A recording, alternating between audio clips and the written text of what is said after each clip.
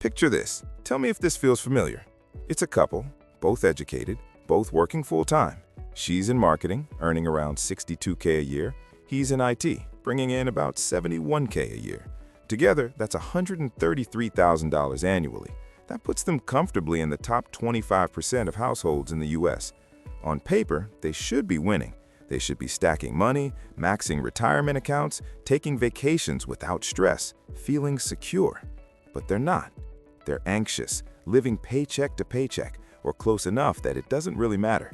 Maybe they've got 2 months of expenses saved if we're being generous. Last month, their car broke down unexpectedly, and the repair went straight onto a credit card. They're both working full-time, often more than that. They're exhausted. Most weekdays, they barely see each other, just a couple of drained hours at night. And here's the strangest part. They did everything right. They got the degrees, built careers, got married, combined finances, bought a home in a decent school district. They followed the exact blueprint they were told would lead to success. So why does it feel like they're barely staying afloat?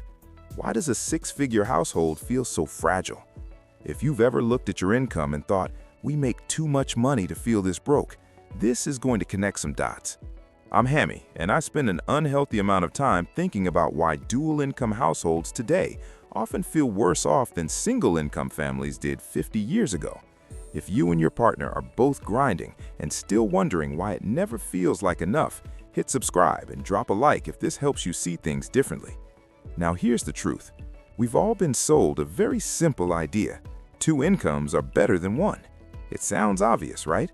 If one person earning $50K can support a household, then 2 people earning $50K each should be able to support that same life and have an extra $50K left over to build wealth. Simple math. Except that's not how it played out. What actually happened was one of the biggest financial bait and switches in modern history, and almost nobody talks about it. There's a name for this, the 2-income trap. The term was coined by Elizabeth Warren back in 2003, before she became a senator, when she was a Harvard bankruptcy professor. She and her daughter studied over 2,000 families who had filed for bankruptcy, and what they found was shocking. 2 incomes didn't make families safer, they made them more vulnerable. Households with 2 working parents were actually more likely to go bankrupt than those with a single income. Think about that. Working twice as much, bringing in 2 paychecks, doing everything right, and ending up more at risk of losing everything. That's not a personal failure, that's a system-level trap, and chances are you're standing right in it. Let's rewind for a second. Back in 1970, only about 43% of women were in the workforce. Most middle-class families had one primary earner, usually the father, and one parent at home managing everything else. And here's what people forget. That one income wasn't barely enough, it was enough. A typical family could afford a home while spending about 25% of their income on housing. They had decent public schools, regardless of zip code. They could cover healthcare, food, a car, and still save money. They had breathing room, and most importantly, they had a backup plan. If the primary earner lost their job, the stay-at-home parent could step in and earn income. That second income wasn't required, it was insurance. Now fast forward to today. Dual-income households aren't the exception, they're the norm. In most families with kids, both parents work. We've essentially taken the backup plan and made it the default setting. And here's where things get interesting. Yes, incomes are higher today than they were decades ago, but costs? They exploded. Housing has doubled relative to inflation. Healthcare costs have skyrocketed, up over 600%. Childcare now costs thousands per year per child, something families didn't even pay for before because one parent was home. College tuition has increased over 1,000%. So what happened? Every extra dollar from that second income got absorbed completely. The modern 2-income household doesn't have double the security, it often has less, because now both incomes are required just to maintain the baseline and the safety net is gone.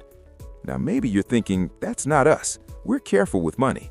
Maybe, but let's walk through what actually happens to that second income. Say one partner earns $70K, the other $50K. That $50K feels like a huge boost. But first, taxes. That second income gets taxed at a higher rate, so $50K quickly becomes closer to $32 to $35K in take-home pay. Then comes childcare. One kid, around $15K per year. Two kids, $30K. Now your extra income is nearly gone. Then commuting costs, gas, maintenance, maybe even a second car. That's thousands more. Now you're in the red, and we're not done. Two working parents means less time for cooking, cleaning, and daily life tasks, so you spend more on convenience, takeout, services, quick solutions. That adds up fast. When you total everything, that $50K second income might only contribute a couple $1,000s a year, sometimes less, sometimes negative. So someone is working full-time, sacrificing time, energy, and presence for the equivalent of a few dollars a day. And here's the real trap. You don't feel that because the gross number looks big. You see 120K combined and build your life around that number. You buy the house based on that number, take loans based on that number, live based on that number. And as long as both incomes keep flowing, it works. But the moment one stops, everything breaks. That's the difference. In the past, families had margin.